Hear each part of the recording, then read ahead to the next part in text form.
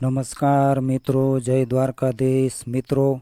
આગળ વયના ચેતનાબેન આજે વહેલી સવારથી જ ઊંડા વિચારોમાં ગરકાવ થઈ ગયા હતા.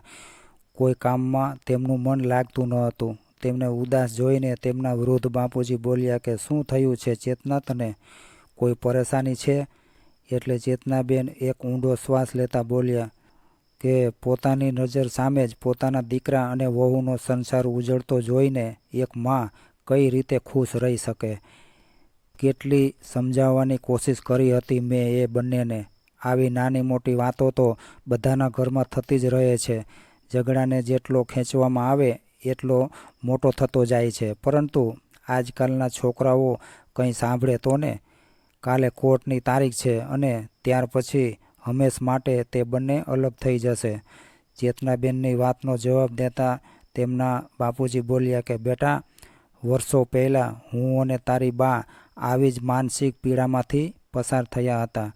જ્યારે તે તારા પતિથી અલગ રહેવાનું નક્કી કરી લીધું હતું અને એનાથી છૂટાછેડા લેવાનો નિર્ણય કરી લીધો હતો, અને અમે પણ તને ખૂબ સમજાવવાની કોશિશ કરી હતી, પરંતુ જ્યારે એ સમયે તું ન માની તો પછી આજે તારા દીકરા પાસેથી તું એવી આશા કેમ રાખી રહી છે કે તેઓ તારી વાતને સમજે? બેટા, આજે આટલા વર્ષો પછી પણ ઇતિહાસનું પુનરાવર્તન થઈ રહ્યું છે. બાપુજીની વાત સાંભળતા જ ચેતનાબેનની આંખો આંસુઓથી ભરાઈ ગઈ. પછી એમના બાપુજી બોલ્યા કે બેટા, મને લાગે છે કે આવા સમયમાં તારે મયુર સાથે જ રહેવું જોઈએ. તમે બરાબર કહી રહ્યા છો બાપુજી. કાલે સવારમાં જ હું સુરત જવા માટે નીકળી જઈશ. હકીકતમાં જ્યારે ચેતનાબેનના પોતાના પતિ અવિનાશ સાથે છૂટાછેડા થયા હતા તે સમયે તેમનો દીકરો મયુર 9 વર્ષનો હતો. માતા પિતાના અલગ થવાથી મયુર અંદરને અંદર ડિસ્ટર્બ રહેવા લાગ્યો હતો. આ વાતને લઈને તે પોતાની મમ્મીથી છેટો ફરતો હતો. છૂટાછેડા પછી ચેતનાબેન મયુરને લઈને પિયરમાં રહેતા હતા. અભ્યાસ પૂરો કર્યા પછી મયુરે સુરતમાં નોકરી જોઈન કરી હતી અને ત્યાં જ સેટલ થઈ ગયો હતો. ચેતનાબેન અને અવિનાશભાઈ અલગ થયા એને લગભગ 18 વર્ષ વીતી ગયા હતા અને 18 વર્ષ પછી આજે તેમના દીકરા મયુરની ગૃહસ્થી પણ બરબાદ થવાના આરે ઊભી હતી. બીજા દિવસે સવારે જ્યારે ચેતનાબેન મયુરના ઘરે પહોંચ્યા અને મયુરે દરવાજો ખોલ્યો ત્યારે તેના વકીલનો ફોન આવ્યો અને બોલ્યો કે અભિનંદન મયુરભાઈ, આજે તો નિશ્ચિત રૂપથી તમે છૂટાછેડા મળી જશે અને તમારા છૂટાછેડાના પેપર્સ પણ તમને મળી જશે અને ત્યાર પછી તમે અને ધારા મેડમ હંમેશ માટે આઝાદ થઈ જશો. આ વાત સાંભળતા જ મયુરનું હૃદય જાણે ધબકારો છૂટી ગયું હોય. ચેતનાબેને પાછળથી મયુરના ખંભા પર હાથ મૂક્યો તો તે પોતાનું દુઃખ છુપાવી ન શક્યો અને પોતાની મમ્મીના ગળે વળગીને ખૂબ જ રડ્યો. આટલા સમયથી હૃદયમાં દબાવેલી પીડા આજે તે હળવી કરી લેવા માગતો હતો. તે રડતા રડતા બોલ્યો કે મમ્મી, ઘર છોડીને જતી વખતે ધારાએ કહ્યું હતું કે મયુર, આપણે બંને નદીના બે કિનારા જેવા છીએ, જે ઈચ્છતા હોવા છતાં પણ ક્યારેય મળી નથી શકતા. કદાચ તેનું કહેવું બિલકુલ બરાબર હતું. હું જીવનને ખૂબ જ ઊંડાણપૂર્વક જોઉં છું ત્યારે મને એવું લાગે છે કે આજે હું એકલો રહી ગયો છું. કદાચ એ જ દિવસે મેં તેને રોકી લીધી હોત, અથવા તો એ દિવસે તેને એકલી મૂકીને હું ઓફિસે જ ન ગયો હોત, અથવા તો ગમે તેમ કરીને ધારાને મનાવી લીધી હોત, તો આજે આપણે આ દિવસ જોવાનો વારો ન આવ્યો હોત. ચેતનાબેન મયુરની પીડાને સમજી શકતા હતા. તેઓ જાણતા હતા કે આ ઘટનાથી તે અંદર સુધી ભાંગી જશે. એટલા માટે તેને સમજાવતા બોલ્યા કે બેટા, હજી મોડું નથી થયું. એક વખત પોતાના આ સંબંધને બીજી તક આપીને તો જો. એકલા રહીને જિંદગી પસાર કરવી સરળ નથી હોતી અને આ વાત હું પોતે અનુભવ કરી ચૂકી છું. હું તો જીવનમાં આટલો મોટો નિર્ણય લઈને આજ સુધી પસ્તાઈ રહી છું, પરંતુ તું તારા જીવનમાં એવી પરિસ્થિતિ નહીં આવવા દેતો. ના મમ્મી, હવે બધું ખતમ થઈ ગયું છે. હવે આ વિશે વિચારીને કોઈ ફાયદો નથી. આજે કોર્ટની મંજૂરી મળ્યા પછી અમે બંને કાયદાકીય રીતે અલગ થઈ જઈશું. થોડીવાર પછી તૈયાર થઈને મયુર કોર્ટ જતો રહ્યો. કોર્ટની કાર્યવાહી શરૂ થાય એ પહેલાં મયુરે ધારા સાથે વાત કરવાની કોશિશ પણ કરી હતી, પરંતુ ધારાની મમ્મી દિવાલની જેમ તે બંનેની વચ્ચે ઊભી હતી. થોડીવાર પછી એ બંનેના છૂટાછેડાને મંજૂરી આપી દેવામાં આવી અને મયુર પોતાના ઘરે પાછો આવી ગયો. ઘરે પહોંચતા જ ચેતનાબેને તેની તરફ પ્રશ્નભરી નજરથી જોયું, એટલે પોતાના દુઃખને અંદર દબાવવા મયુર ફક્ત એટલું જ કહી શક્યો કે મમ્મી, થોડીવારમાં ધારા અહીં આવી રહી છે અને પોતાનો બાકીનો સામાન લેવા માટે. એટલું કહીને મયુર પોતાના રૂમમાં જતો રહ્યો. કબાટ ખોલ્યો તો તેમાં ધારાની અમુક સાડીઓ અને કપડાં પડ્યા હતા, જે મયુરે તેની યાદરૂપે સાચવીને રાખ્યા હતા. આ બધું જોઈને તેની આંખોમાં ફરી આંસુ આવી ગયા. પોતાની જાતને કહેવા લાગ્યો કે શું કામ મેં પોતાને આટલો અનુસૂચિત કરી લીધો કે એ જ અનુશાસનમાં ધારાને ગૂંગળામણ થવા લાગી. શા માટે હું પોતાની જાતને એને અનુસાર કેળવી ન શક્યો? જો પરિસ્થિતિ અનુસાર મેં તેનાથી જ પોતાની જાતને થોડી બદલી હોત તો કદાચ આજે હું અને ધારા સાથે હોત. અહીં મયુરના ઘર તરફ આવતા ધારાના મગજમાં પણ વિચારોનું તોફાન ઉત્પાત મચાવી રહ્યું હતું. ધારા વિચારતી હતી કે કદાચ જિંદગી આવી જ હોય છે. જ્યાં સુધી આપણને સામેવાળી વ્યક્તિ સમજાય ત્યાં સુધીમાં તો તે આપણાથી ઘણી જ દૂર જતી રહી હોય છે. જ્યાં સુધી આપણે સાથે હતા ત્યાં સુધી હું તેને સમજી ન શકી. હવે સમજાય છે તો ઘણું મોડું થઈ ગયું છે. મયુર વગરની જિંદગી નથી, પરંતુ હવે મેં પોતાના જ બંને હાથોથી તારી પાસે આવવાના બધા જ રસ્તા બંધ કરી દીધા છે. વિચારોનું વમળ એકાએક ધારાને ભૂતકાળમાં લઈ જવા લાગ્યું.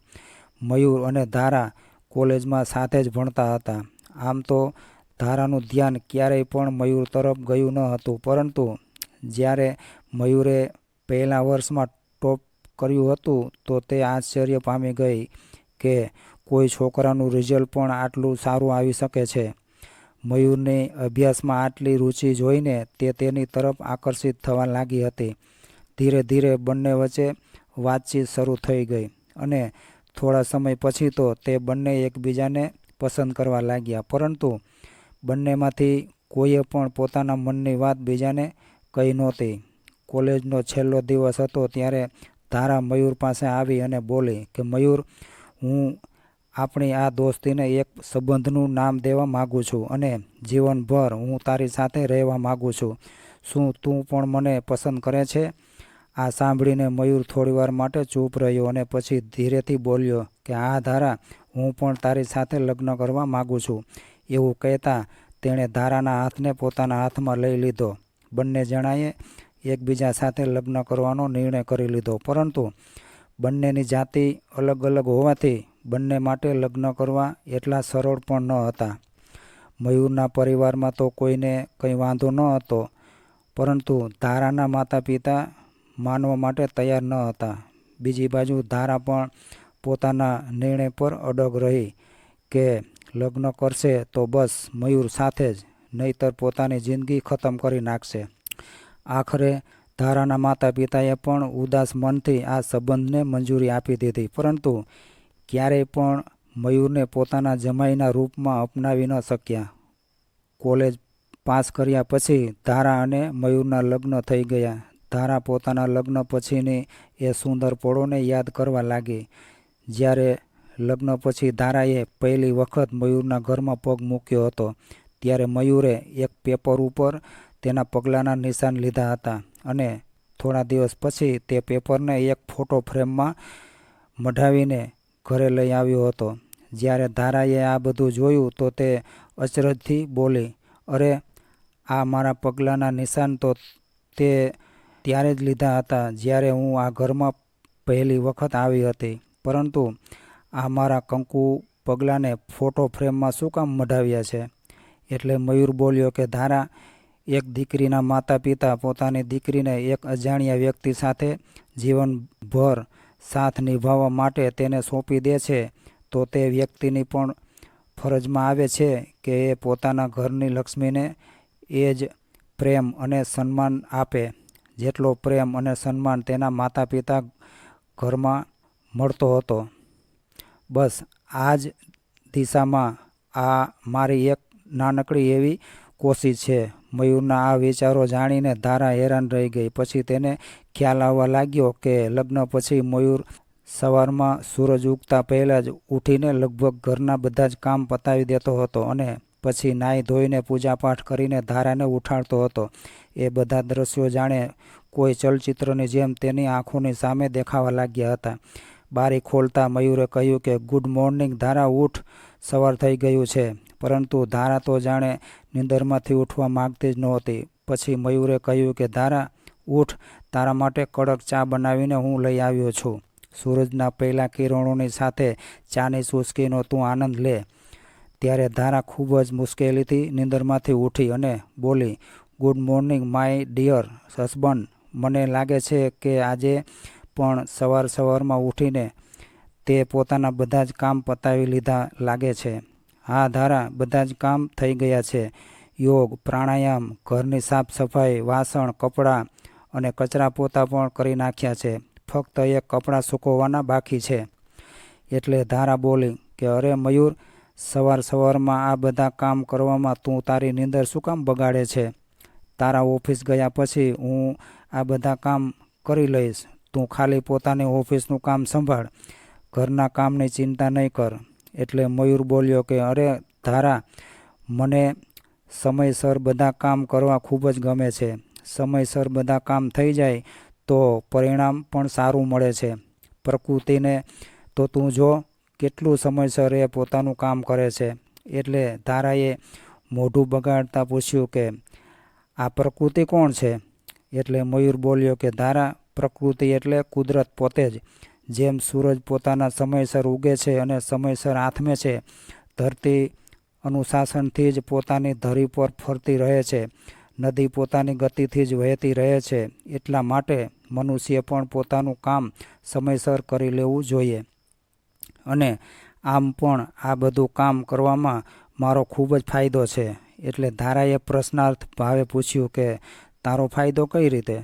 એટલે મયુર બોલ્યો કે એ તો તું જ જોઈ લે ને.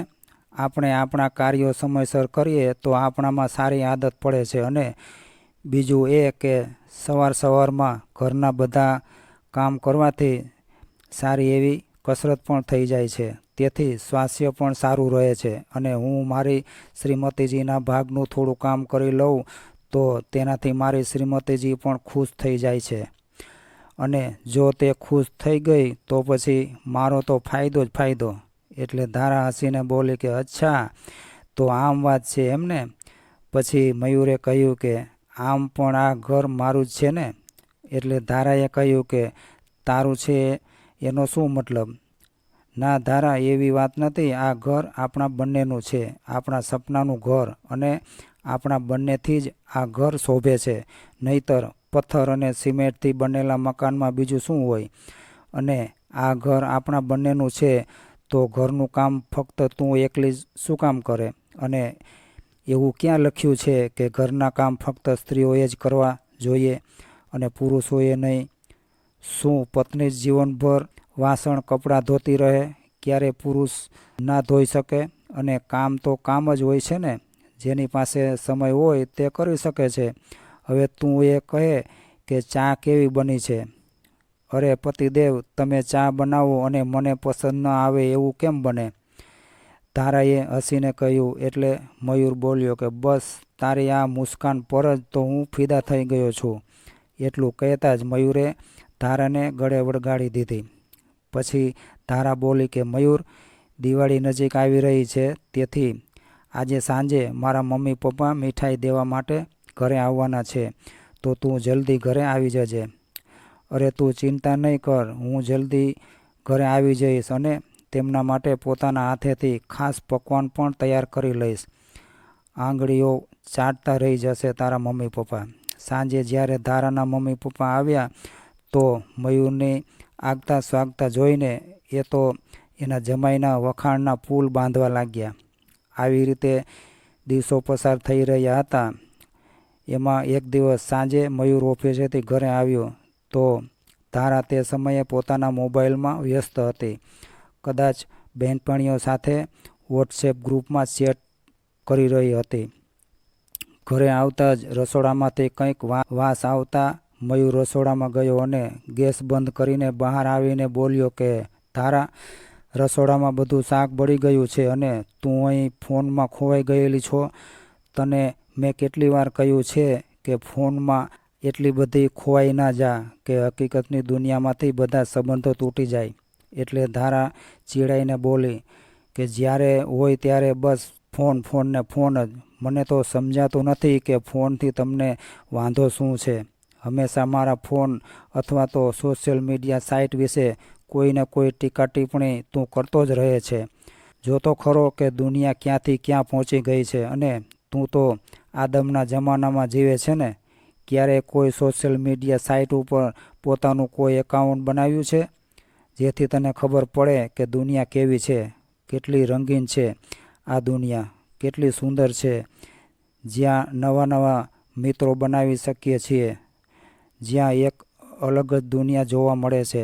લોકો પોતાની સુંદર પળોના ફોટા શેર કરે છે, બીજા તે ફોટા ઉપર લાઈક કરે છે, કોમેન્ટ કરીને તેમના વખાણ કરે છે અને તું તો એન્ડ્રોઈડના જમાનામાં પણ જૂના જમાનાનો બટનવાળો મોબાઈલ ફોન લઈને વાપરે છે.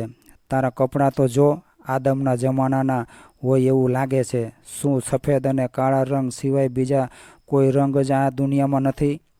પરંતુ મયુર, મારે તારી જેમ બેરંગી જિંદગી નથી જીવવી. કંટાળી ગઈ છું હું તો આવી જિંદગી જીવીને. એટલે મયુર બોલ્યો કે ધારા, મારી જિંદગીમાં ફક્ત એ લોકોનું જ મહત્ત્વ છે જે મારા પોતાના છે, જે સંબંધો મારી સાથે જોડાયેલા છે. તેના સિવાય મારે કોઈનાથી કંઈ પણ લેવા દેવા નથી. આ સંબંધોને જો હું સાચી રીતે નિભાવી લઉં તો એનાથી વધારે સંતોષની વાત મારા માટે બીજી કોઈ ન હોઈ શકે. મેં તને પહેલાં પણ આ વાત સમજાવી હતી કે જરૂરથી વધારે કોઈ પણ વસ્તુ સારી નથી હોતી. જો આ વસ્તુને મર્યાદામાં વાપરવામાં આવે તો જ સારી છે, કેમ કે મર્યાદાની હદ વટી જાય પછી આ બધી વસ્તુની લત લાગી જાય છે. પરંતુ આ વિશે તો તને ક્યાં કાંઈ વિચારવાની ફુરસદ જ છે. તને તો બસ મોબાઈલની એવી લત લાગી ગઈ છે કે તેની સામે તને પોતાના સંબંધો પણ નજરે નથી આવતા. આ વાત પર ધારા ભડકી ગઈ અને બોલી, જો તને મારાથી અને મારા આ ફોનથી આટલી બધી નફરત છે તો મને છૂટાછેડા કેમ નથી આપી દેતો? મને છૂટાછેડા આપીને તું પણ ટેન્શન ફ્રી થઈ જા અને મને પણ આ કંટાળાજનક જિંદગીથી આઝાદ કરી દે. એવું કહેતા ધારા પગ પછાડતી પોતાના રૂમમાં જતી રહી. ધારાના મોઢેથી આવી વાત સાંભળીને મયુર તો અવાક રહી ગયો. તેને વિશ્વાસ નહોતો થઈ રહ્યો કે આ એ જ છોકરી છે જે તેને ક્યારેક પોતાના જીવ કરતાં પણ વધારે પ્રેમ કરતી હતી. અહીં ધારા પલંગ પર પડી મગરના આંસુ સારી રહી હતી અને વિચારતી હતી કે મારા મમ્મી પપ્પા સાચું જ કહેતા હતા કે મયુર મારા લાયક નથી જ. પરંતુ મેં તેમની વાત સાંભળી નહીં. હું પોતાની મનમરજીથી નિર્ણય લઈને કેવડી મોટી ભૂલ કરી બેઠી છું. પોતાના હાથે જ પોતાની જિંદગી બરબાદ કરી દીધી. ધીરે ધીરે તે બંને ફરી સામાન્ય થવાની કોશિશ કરવા લાગ્યા. તેમના લગ્નને 1 વર્ષ પૂરું થવાનું હતું. મેરેજ એનિવર્સરીના 1 દિવસ પહેલાં જ મયુરે ધારાને કહ્યું કે ધારા, કાલે આપણા લગ્નને પૂરું 1 વર્ષ થઈ જશે. એટલે ધારા ઉત્સાહિત થતાં બોલી કે તો કહે, કઈ રીતે આપણે મનાવશું આપણી પહેલી એનિવર્સરી? મયુર પ્રસન્નતાથી બોલ્યો કે ખૂબ જ અલગ રીતે. આ સાંભળીને ધારા ખૂબ જ ખુશ થઈ ગઈ. એટલે મયુરે કહ્યું કે કાલે સવારે તું જલ્દીથી તૈયાર થઈ જજે. પહેલાં આપણે મંદિરે જઈને ભગવાનના આશીર્વાદ લઈશું અને પછી પ્રસાદ ગ્રહણ કરીને ગરીબોને ભોજન ખવડાવીશું. આ વાત સાંભળતા ધારા મોઢું બગાડીને ગુસ્સામાં બોલી કે આખરે આ બધું ક્યાં સુધી ચાલશે? પૂરું 1 વર્ષ થઈ ગયું છે આપણા લગ્નને, પરંતુ તે તારી આદતોને હજી સુધી બદલી નથી.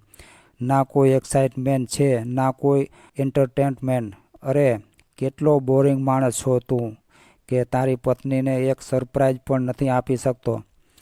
તું કેમ સમજતો નથી કે જીવનમાં બદલાવ પણ ખૂબ જ જરૂરી વસ્તુ હોય છે.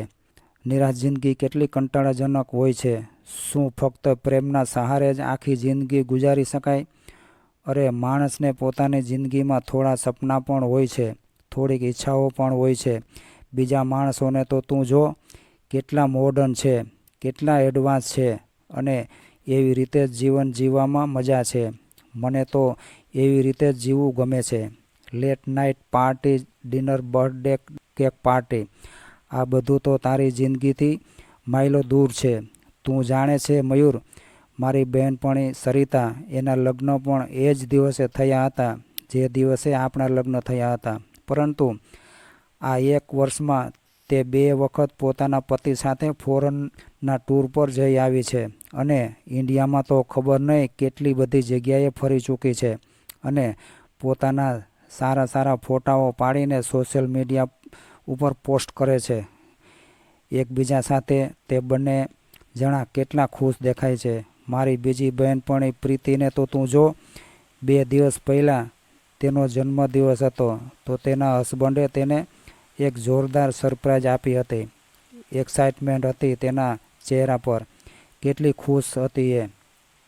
બસ એક મારા જ નસીબ ફૂટી ગયા હતા કે તારા જેવો હસબન્ડ મને મળ્યો. પરંતુ અહીં મારું સાંભળવાવાળું છે પણ કોણ? તું તો એ જ હજારો વર્ષ જૂની જિંદગી જીવી રહ્યો છે, કાચબાની ચાલની જેમ. દરેક વાતમાં તારી પોતાની જ ફિલોસોફી હોય છે. જમીન પર બેસીને શુદ્ધ શાકાહારી ભોજન કરવું, વહેલી સવારે ઉઠીને યોગ પ્રાણાયામ કરવું. સોશિયલ મીડિયા તો તને ખોટી દુનિયા લાગે છે. સંસ્કાર, સંસ્કૃતિ, પરંપરા, આસ્થા, બસ આ જ બધું છે તારા માટે. અને ઉપરથી ખબર નહીં ક્યાંથી શબ્દો શોધીને તું લઈ આવે છે, જે સામેવાળાના માથા ઉપર હથોડાની જેમ વાગતા હોય છે. દુનિયા ક્યાંની ક્યાં પહોંચી ગઈ છે, અને આપણે ત્યાંના ત્યાં જ છીએ. ખાસ પ્રસંગો ઉપર સરપ્રાઈઝ આપવાની વાત તો દૂર રહી, તને તો બસ પૂરી પ્રસાદ અને ગરીબોને ભોજન વેચવામાં જ આખી દુનિયાનું સુખ મળી જાય છે. ધારાના મોઢેથી આ બધી વાતો સાંભળીને મયુર તો ધારાને જોતો જ રહ્યો. તેને ખબર હતી કે જો આ સમયે તે કંઈ પણ બોલશે તો ઝઘડો વધારે વધી જશે. બીજા દિવસે તે ધારા પાસે આવ્યો અને તેને પ્રેમથી સમજાવતા બોલ્યો કે ધારા, કાલે મેં તને જે કંઈ પણ કહ્યું હતું એનાથી તને દુઃખ પહોંચાડવાનો મારો કોઈ ઈરાદો ન હતો. જ્યારે મેં જોયું કે તું દિવસ રાત ફોનમાં વ્યસ્ત રહેવાના કારણે, સોશિયલ મીડિયાનો જરૂરથી વધારે ઉપયોગ કરવાના કારણે ઘરના બાકી કામો પણ તું સરખી રીતે નથી કરી શકતી, એટલે મારાથી કહેવાયું નહીં, એટલે કદાચ મારા મોઢેથી કંઈક વધારે જ નીકળી ગયું. આ બધા માટે હું તારી પાસે માફી માગું છું, અને આગળથી આવું કંઈ ન થાય એના માટે હું તને પણ એક વિનંતી કરું છું કે આ નકલી દુનિયામાંથી વહેલાસર બહાર નીકળી જા. સોશિયલ મીડિયાના જે મિત્રો સાથે પોતાની પોસ્ટ શેર કરવામાં અને લાઇક મેળવવામાં તું તારી જિંદગીનો અમૂલ્ય સમય વેડફી રહી છે. આ સોશિયલ મીડિયાના એક પણ મિત્ર સંકટ સમયે તારી પાસે ફરકશે પણ નહીં. કોઈ નહીં આવે તારી મદદ કરવા. ફક્ત તારા હશે એ જ આવશે, એ જ ઊભા રહેશે. તો ફક્ત તારા પોતાના જ, જેનાથી તારા સંબંધો જોડાયેલા છે, જે સાચે જ તારી ચિંતા કરે છે. એટલા માટે હજી તારી પાસે સમય છે. તું તારી જાતને સંભાળી લે. પોતાના સંબંધો વિશે થોડોક વિચાર કર. અને ધારા, એક બીજી વાત પણ મારે તને કહેવી છે કે દૂરથી જોવામાં હંમેશા બીજાની જિંદગી આપણને સારી જ લાગે છે. આપણને એવું લાગે છે કે કેટલી ખુશાલ જિંદગી વિતાવી રહ્યા છે આ લોકો. પરંતુ ધારા, આપણે એ પણ વિચારવું જોઈએ કે કોઈ પણ વ્યક્તિ પોતાના પરિવારવાળા સાથે ઝઘડો કરતા ફોટા પાડીને સોશિયલ મીડિયા પર નથી મૂકતા. જ્યારે તે દુઃખી હોય છે, ઉદાસ હોય છે, તે ક્ષણના તસવીર પાડીને તે સોશિયલ મીડિયા પર પોતાના મિત્રો સાથે શેર નથી કરતા. એટલા માટે એ વાત મગજમાંથી કાઢી નાખવી જોઈએ કે બધાની જિંદગી રોમાંસ અને ઉત્સાહથી ભરપૂર છે, અને આપણે તેની સરખામણીમાં નીરસ જિંદગી જીવી રહ્યા છીએ. અને લડાઈ ઝઘડા તો ક્યાં ઘરમાં નથી થતા. નાની મોટી વાતો તો દરેક ઘરમાં થાય જ છે, પરંતુ એ વાતોને એટલી મોટી ન કરી નાખવી જોઈએ કે માણસ છૂટાછેડા જેવા ઓપ્શન વિશે વિચારવા લાગે. જે થયું એ ફરી વખત ન થાય એની ખાસ તકેદારી રાખવી જોઈએ. જો આટલી વાતની આપણે ગાંઠ વાળી લઈએ તો આપણી જિંદગીમાં ખુશીઓ આવતા કોઈ નહીં રોકી શકે. ધારા, આપણી જિંદગી એક ખૂબ મોટી કિતાબ જેવી છે. કાલે જે કંઈ પણ આપણી જિંદગીઓમાં થયું તે ફક્ત કિતાબના એક પન્ના જેવું હતું. અને જો કિતાબનું કોઈ એક પન્નું ફાટી જાય કે ખરાબ થઈ જાય તો એના માટે આપણે આખી કિતાબને ફેંકી ન દેવી જોઈએ. એ જ રીતે આપણે આપણા સંબંધ સાથે પણ આવું ન કરવું જોઈએ. હવે હું ઓફિસે જાઉં છું, મારે મોડું થાય છે. અને ફરી પાછી સાંજે પહેલાં જેવી જ હસતી ખીલતી ધારા મારે જોઈએ છે. મયુર જ્યારે સાંજે ઘરે પાછો આવ્યો તો જોઈને દંગ જ રહી ગયો. ધારા પોતાની બેગ પેક કરી રહી હતી. તેને જોતાં જ મયુર બોલ્યો કે ધારા, ક્યાં જવાની તૈયારી કરી રહી છો? શું પિયરથી તારી મમ્મીનો ફોન આવ્યો હતો? ચલો, સારું થયું. થોડા દિવસ મમ્મી સાથે રહી આવ એટલે તારો મૂડ પણ સારો થઈ જશે. ત્યાં ધારા બોલી, હું થોડા દિવસો માટે નહીં પરંતુ હંમેશા માટે જઈ રહી છું. હવે હું ક્યારેય આ ઘરમાં પાછી નહીં આવું. ધારાની વાત સાંભળીને મયુર અચંબિત થઈ ગયો. તેને તો જાણે કાપો તોય લોહી ન નીકળે એવી હાલત થઈ ગઈ. પછી પોતાની જાતને સંભાળતા બોલ્યો કે ધારા, તું જ તો કહેતી હતી કે એક જ જિંદગી છે, તો પછી તું વિચાર કે શું આ જિંદગી આપણને લડવા ઝઘડવા માટે જ મળી છે? આપણે પ્રેમથી અને સમજદારીથી એકસાથે રહીને પણ જીવી શકીએ છીએ ને? તો પછી આવું શું કામ કરવું જોઈએ? જો ધારા, મારી વાત તું ધ્યાનથી સમજવાની કોશિશ કર. ત્યાં તો મયુરની વાતને વચ્ચેથી કાપતા જ ધારા બોલે કે બસ, કંઈ નથી સમજવું મારે. હવે બહુ સમજી લીધું મેં તારું ભાષણ. તું તારી પાસે રાખ. મને તો ફક્ત એટલી ખબર પડે છે કે જે માણસ મારી ઈચ્છાઓને પૂરી નથી કરી શકતો, જેની નજરમાં મારા સપનાઓની કોઈ કિંમત જ નથી, એવા માણસ સાથે રહીને હું મારી જિંદગી બરબાદ ન કરી શકું. એવું કહેતા ધારા પોતાની બેગ લઈને જવા લાગી. ત્યારે મયુર બોલ્યો કે ઠીક છે ધારા, જો હું તને એટલો બધો ખરાબ લાગતો હોઉં તો તું આ ઘર છોડીને જઈ શકે છે, પરંતુ એક વાત તું ખાસ યાદ રાખજે કે આ ઘરમાંથી તારા ગયા પછી તારા માટે આ ઘરના દરવાજા હંમેશને માટે બંધ થઈ જશે. પછી તારી ઈચ્છા હોવા છતાં પણ મારી જિંદગીમાં તું ક્યારેય પણ જગ્યા નહીં બનાવી શકે. ત્યારે ધારાએ ગુસ્સામાં કહ્યું કે તારા જેવા માણસની જિંદગીમાં પાછું આવવા પણ કોણ માગે છે? અહીં પાછું આવવા કરતાં તો બહેતર છે કે હું મારી જિંદગી ખતમ કરી દઉં. આટલું કહેતા ધારા મયુરનું ઘર છોડીને હંમેશ માટે જતી રહી. આખરે વાત છૂટાછેડા સુધી પહોંચી ગઈ. ભૂતકાળમાં ખોવાયેલી ધારા અચાનક પોતાના વર્તમાનમાં પાછી આવી ગઈ. જ્યારે મયુરના ઘરની સામે ટેક્સી પહોંચી એટલે ડ્રાઈવરે બ્રેક મારી. જેવી ધારા દરવાજા પર પહોંચી અને ડોરબેલ વગાડ્યો તો તેની નજર ઘરની નેમ પ્લેટ ઉપર પડી, જ્યાં લખ્યું હતું ધારા અને નીરવનું ઘર. જોતાં જ તેની આંખમાં આંસુ આવી ગયા. ડોરબેલ વાગ્યો એટલે ચેતનાબેને દરવાજો ખોલ્યો. એટલે ધારા તેમને પગે લાગી. એટલે હંમેશની જેમ ચેતનાબેનના મોઢેથી અખંડ સૌભાગ્યવતીનો આશીર્વાદ નીકળી ગયો. એટલે ધારા હેરાનીથી તેમની તરફ જોવા લાગી. બરાબર એ જ વખતે ધારાના મોબાઈલમાં રિંગ વાગી. એટલે ઉદાસ ચહેરે ધારાએ કહ્યું કે હા મમ્મી, હું પહોંચી ગઈ છું. એટલે સામેથી અવાજ આવ્યો કે વધારે સમય ત્યાં રોકાવાની જરૂર નથી, પોતાનો સામાન ઉપાડ અને ત્યાંથી ચાલતી થા. ઠીક છે મમ્મી, એમ કહીને તેણે ફોન મૂકી દીધો. અંદર આવી તો જાણે યાદોનું પૂર તેની રાહ જોઈ રહ્યું હતું. પોતાના હાથોથી સજાવેલું પોતાનું ઘર હજી સુધી બિલકુલ એવું ને એવું જ હતું.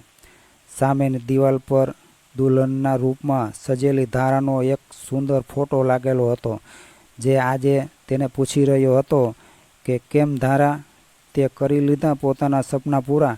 જેના માટે તે પોતાના મયુરને છોડી દીધો હતો. પછી તેની નજર પોતાના કંકુ પગલાંવાળા ફોટા ઉપર પડી, જેને મયુરે ખૂબ જ પ્રેમથી ફોટો ફ્રેમ બનાવીને દિવાલ પર લટકાવ્યો હતો. પછી તેને દેખાયો પોતાનો અને મયુરનો ફોટો, જેમાં એ બંને એકબીજાના હાથમાં હાથ નાખીને ખૂબ જ ખુશ નજર આવી રહ્યા હતા. અચાનક તેને એવું લાગવા લાગ્યું કે જાણે ઘરની એક એક વસ્તુ તેને ફક્ત એક જ સવાલ કરી રહી હતી કે શું કામ ઉજાડી નાખ્યું તે તારું પોતાનું હસતું ખીલતું ઘર. ત્યારે ધારાની આંખોમાંથી આંસુ વહેવા લાગ્યા. પોતાના આંસુઓને લૂછીને તે રૂમમાં પહોંચી અને જોયું તો સામે મયુર ઊભો હતો. ધારાના હાથમાં કોર્ટના પેપર જોતાં જ મયુર મનમાં ને મનમાં બોલ્યો કે ધારા, ભલે તું આ કાગળમાં લખેલી બધી વસ્તુઓ અહીંથી લઈ જા, પરંતુ આપણા બંને વચ્ચે જે સૌથી જરૂરી વસ્તુ હતી એ તો આ કાગળમાં પણ નથી લખેલી. શું એટલા બધા જરૂરી હતા આ કાગળના ટુકડાઓ? થોડી વાર પછી પોતાની જાતને સંભાળીને મયુર બોલ્યો કે ધારા, કેમ છે તું? હું તો ઠીક છું, તું કહે તું કેમ છો? મયુર હજી કંઈ કહેવાનો જ હતો ત્યાં તો ધારાનો ફોન આવ્યો. એ ફોન એની બહેનપણીનો હતો. ફોન ઉપાડતા જ ધારાના પગ નીચેથી જમીન સરકી ગઈ. શું એવું કઈ રીતે બની શકે? એટલું કહેતા ધારા રડવા લાગી. ધારાના રડવાનો અવાજ સાંભળીને ચેતનાબેન પોતાના રૂમમાંથી બહાર આવ્યા. મયુર પણ ગભરાઈ ગયો કે આખરે વાત શું છે. એટલે ધારાએ રડતા રડતા કહ્યું કે મયુર, મારી બહેનપણી સરિતાએ આત્મહત્યા કરવાની કોશિશ કરી છે. અત્યારે એ હોસ્પિટલમાં દાખલ છે. મારે હમણાં જ તેને મળવા જવું પડે એમ છે. આટલું કહેતા ધારા બહાર જવા લાગી. ત્યારે મયુર બોલ્યો કે ઊભી રહે, હું પણ તારી સાથે આવું છું. ધારા મયુર સાથે બાઇક પર બેસીને પોતાની બહેનપણીને મળવા હોસ્પિટલ પહોંચી ગઈ. સરિતા, આખરે તે આવું પગલું શા માટે ભર્યું? અને આ બધું કરતાં પહેલાં તે પોતાના પરિવાર વિશે પણ વિચારવું હતું ને? પોતાના પતિ વિશે પણ ન વિચાર્યું કે એ તારા વગર કઈ રીતે જીવશે? ત્યારે સરિતા બોલી કે અરે, એણે તો મને મજબૂર કરી હતી આ પગલું ભરવા માટે. આ સાંભળતા જ ધારા આશ્ચર્યચકિત થઈ ગઈ અને બોલી, પણ એવું કઈ રીતે બની શકે? તમે બંને તો એકબીજા સાથે ખૂબ જ ખુશ હતા ને? એટલે સરિતા બોલી, અરે ખુશ ક્યાંથી હોય? એક સ્ત્રીને ગમે તેટલા સુખ સમૃદ્ધિ મળે, પરંતુ જો તેને પોતાના પતિ તરફથી પ્રેમ ન મળે તો શું ફાયદો આવી જિંદગી જીવવાનો? એને તો કોઈ બીજી છોકરી પસંદ હતી, તો પછી હું જીવીને શું કરું? બધી હકીકત જાણ્યા પછી ધારાની આંખો ફાટેલી જ રહી ગઈ. તે પોતાની જાતને સંભાળી નહોતી શકતી. એકાએક તેને પોતાના અને મયુરના સંબંધનો ખ્યાલ આવ્યો. આ માણસે તો ફક્ત અને ફક્ત મને પ્રેમ જ કર્યો હતો. ક્યારેય પોતાના પ્રેમમાં કોઈ કમી આવવા દીધી નહોતી. મારી દરેક જરૂરિયાત પૂરી કરવાની તેમણે ભરપૂર કોશિશ કરી હતી. તો પછી આખરે અમારા બંનેનો સંબંધ કેમ તૂટ્યો? થોડી વાર પછી ધારા અને મયુર હોસ્પિટલથી બહાર આવ્યા. પછી મયુરે પૂછ્યું કે ધારા, ક્યાં જવું છે તારે? જો તને બરાબર ન લાગતું હોય તો હું તને તારા ઘરે મૂકી જાઉં. તારો સામાન તું કાલે આવીને લઈ જાજે. એટલે ધારા બોલી કે ના મયુર, મારે તો તારા ઘરે જ આવવું છે. એકવાર હું પાછી જતી રહી તો પછી ફરી ક્યારેય નહીં આવી શકું. આખા રસ્તે ધારાના મગજમાં વિચારોનું તોફાન ચાલતું રહ્યું. મયુર બરાબર તો કહી રહ્યો હતો કે જે લોકો સોશિયલ મીડિયા પર જેટલા ખુશ નજર આવે છે એટલા હકીકતની જિંદગીમાં ખુશ નથી હોતા. આપણે તેમને જોઈને પોતાની તુલના તે લોકો સાથે કરવા લાગીએ છીએ અને એવું ઈચ્છીએ છીએ કે આપણે પણ એવી જિંદગી જીવીએ. એના કારણે આપણી પાસે જે હોય છે એનું મહત્ત્વ પણ આપણે ખોઈ બેસીએ છીએ. રસ્તામાં જ્યારે સિગ્નલ પર મયુરે બાઇક ઊભી રાખી તો ધારાએ જોયું કે ત્યાં તેમની બાજુમાં એક બાઇક પર એક નવું વિવાહિત યુગલ બેઠું હતું. પતિની પાછળ બેઠેલી પત્ની પોતાના પતિને પકડીને બેઠી હતી. ચહેરા પર મુસ્કુરાહટ હતી, મનમાં એક શાંતિ હતી. પતિ સાથે રહીને તે પૂર્ણ રૂપે પોતાને સુરક્ષિત અનુભવી રહી હતી. તેને જોતાં ધારા વિચારવા લાગી કે કેટલો બધો મધુર હોય છે એવા લોકોનો સાથ જે આપણને ખૂબ જ પ્રેમ કરતો હોય. કેટલો મોટો હોય છે તે પ્રેમ જે મેળવીને એક સ્ત્રી પોતાની સંપૂર્ણ પીડાઓને ભૂલી જાય છે. હું પણ મયુર સાથે આવી જ રીતે પ્રેમભરી જિંદગી જીવી રહી હતી. પોતાના હાથમાં કોટના કાગળ જોઈને તે મનમાં ને મનમાં બોલી ઉઠી કે આ કાગળના ટુકડાએ મારા પ્રેમને જ નથી છીનવી લીધો, પરંતુ મારી દરેક ખુશી, દરેક તહેવારને હંમેશા માટે છીનવી લીધા છે. એ ખૂબસૂરત પળોને છીનવી લીધા છે જે ક્યારેક અમે બંને એક સાથે જીવ્યા હતા. થોડીવાર પછી તે લોકો ઘરે પહોંચ્યા ત્યારે મયુર બોલ્યો કે ધારા, તું રૂમમાંથી તારો સામાન લઈ લે. પછી જેવો મયુર ચેતનાબેન પાસે તેમના રૂમમાં જવા લાગ્યો ત્યારે ધારા બોલી કે મયુર, મારે તારી સાથે કંઈક અગત્યની વાત કરવી છે. મયુરે ધારા તરફ જોયું તો તેની આંખોમાં આંસુ વહી રહ્યા હતા. તેને આવી રીતે જોઈને મયુર બોલ્યો કે ધારા, તું ઠીક તો છો ને? અહીં બેસ, બોલ, શું કહેવા માગે છે તું? ઈચ્છા હોવા છતાં પણ ધારા કંઈ બોલી શકી નહીં. તેનું હૃદય બેસતું જતું હતું. તે રડી રહી હતી. થોડીવાર ચૂપ રહ્યા પછી મયુરે કહ્યું કે ધારા, એક વાત પૂછું? આટલા મહિના આપણે બંને એકબીજાથી અલગ રહ્યા. શું તને એક ક્ષણ માટે પણ એવું ન લાગ્યું કે તારે મારી સાથે વાત કરવી જોઈએ?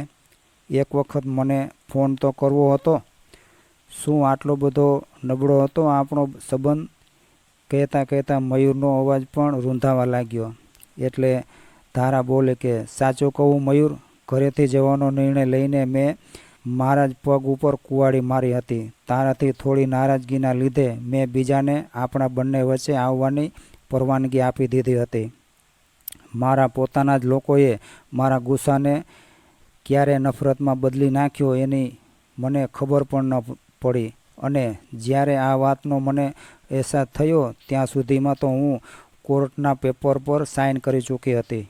મારા પોતાનાએ મને તારાથી એટલી હદ સુધી દૂર કરી નાખી હતી કે ફરી ક્યારેક તારી પાસે આવી ન શકી. પરંતુ આ બધામાં ભૂલ મારી પણ હતી કે મેં તેમને આવી તક આપી હતી. મયુર, આવું બધું થયા પછી મને અફસોસ થઈ રહ્યો છે કે છૂટાછેડા થવાની સાથે જ જાણે મારી જિંદગી મારાથી દૂર થઈ ગઈ છે. આજે મને પૂરેપૂરું સમજાઈ ગયું છે કે જે મારી સૌથી વધારે ચિંતા કરતો હતો એની જ મેં કદર ના કરી. જે વાતો કહીને મને સમજાવવા માગતો હતો એ વાતો એ વખતે મને ખોટી લાગતી હતી. પરંતુ ધીરે ધીરે દુનિયાદારીની સમજ આવવાની સાથે જ એ બધી વાતો મારી સમજમાં આવી ગઈ. આજના સમયમાં સંબંધો તૂટવાનું સૌથી મોટું કારણ એ જ છે કે આપણે આપણા સંસ્કારોથી દૂર થતા જઈએ છીએ. પોતાની મનમરજીથી જીવવા માગીએ છીએ. સોશિયલ મીડિયા અને એપ્લિકેશનના આ જમાનામાં આપણે આખો દિવસ એટલી બધી સાઇટ પર વિઝિટ કરીએ છીએ કે આપણને પોતાના ઘરના સભ્યો પાસે પણ થોડીવાર બેસવાનો સમય નથી મળતો. પોતાના સંબંધોને આપણે પૂરી રીતે કિનાર કરી નાખ્યા છે. પરંતુ મયુર, આ બધી વાતો સમજવામાં મેં કદાચ ઘણું મોડું કરી નાખ્યું છે. આટલું કહેતા ધારા ધ્રુસકે રડવા લાગી. થોડી સ્વસ્થ થતાં બોલી કે મયુર, તું પણ મને એક ફોન કરી શકતો હતો ને? એક વખત મને મનાવવાની કોશિશ તો કરી હોત, અથવા તો મને લેવા આવી ગયો હોત. એટલે મયુર બોલ્યો કે વિચાર્યું તો હતું, પરંતુ અહમની દિવાલો ભાવનાઓથી ક્યાંય વધારે મજબૂત બની ગઈ હતી. જો અહમને એક બાજુ રાખીને મેં પરિસ્થિતિને સુધારવાની કોશિશ કરી હોત તો આપણો સંબંધ તૂટવાથી કદાચ બચી જાત. કહેતા કહેતા મયુરની આંખોમાં પણ આંસુ આવી ગયા. એટલે ધારા મયુરની સામે ઘૂંટણ ઉપર બેસી ગઈ અને બોલી કે મયુર, મારાથી ખૂબ મોટી ભૂલ થઈ ગઈ છે. શું તું પોતાના ઘરમાં અને દિલમાં ફરીથી મારા માટે જગ્યા બનાવી શકીશ? એ જગ્યા તો હજી તારી જ છે ધારા. તું ભલે તારી રીતે આ ઘર છોડીને જતી રહી હતી, પરંતુ તારા ગયા પછી એક દિવસ પણ એવો નથી ગયો કે હું તારી યાદમાં રોયો ન હોઉં. પાછી આવી જા ધારા, મને તારી જરૂર છે. આ સાંભળીને તારાના મોઢામાંથી તો જાણે શબ્દો જ નહોતા નીકળી રહ્યા. પછી એક જ ઝાટકે કોટના તમામ પેપરો ફાડી નાખ્યા. બરાબર એ જ વખતે તારાના ફોનમાં રિંગ વાગી. હલો બેટા, તું હજી સુધી કેમ ઘરે નથી આવી? ક્યાં રોકાઈ ગઈ છો? મમ્મી, હું તો ક્યારની ઘરે પહોંચી ગઈ છું, પણ તમારા ઘરે નહીં, મારા ઘરે. અને હવે આ જ મારું સાચું ઘર છે. એટલું કહેતા તારાએ ફોન મૂકી દીધો અને મયુરને ગળે વળગી ગઈ. ત્યારે બંને એકબીજાને વળગીને ખૂબ રોયા. થોડીવાર પછી મયુર અને તારાને ખબર પડી કે ચેતનાબેન ઘરે નથી. તેમણે ચારે બાજુ જોયું, પરંતુ તેઓ ક્યાંય દેખાયા નહીં. મયુરે મમ્મીને ઘણી વખત ફોન લગાડ્યો, પરંતુ ફોન પણ નહોતો લાગી રહ્યો. લગભગ 1 કલાક પછી ચેતનાબેનનો ફોન આવ્યો. મમ્મી, તમે ક્યાં છો? અમને કહ્યા વગર તમે ક્યાં જતા રહ્યા હતા? એટલે સામેથી તેની મમ્મીનો અવાજ આવ્યો કે બેટા, આમ તો છોકરાઓ પોતાના માતા પિતા પાસેથી ઘણું બધું શીખે છે, પરંતુ આજે મારા છોકરાઓ પાસેથી મને ઘણું શીખવા મળ્યું હતું. હું તારા પપ્પાના ઘરે છું. આજથી હું અને તારા પપ્પા એક સાથે રહીશું. મિત્રો, પતિ પત્નીમાં પ્રેમ અને તકરાર એક સિક્કાની 2 બાજુ છે. જરાક અમથી વાતમાં કોઈ એવો નિર્ણય ન લેવો જોઈએ કે જિંદગીભર અફસોસ કરવો પડે. તો મિત્રો, આજની કહાની તમને કેવી લાગી કોમેન્ટ કરી જરૂરથી જણાવજો. અને પસંદ આવી હોય તો વિડીયોને લાઇક, શેર અને ચેનલને સબસ્ક્રાઈબ જરૂરથી કરજો. જય દ્વારકાધીશ.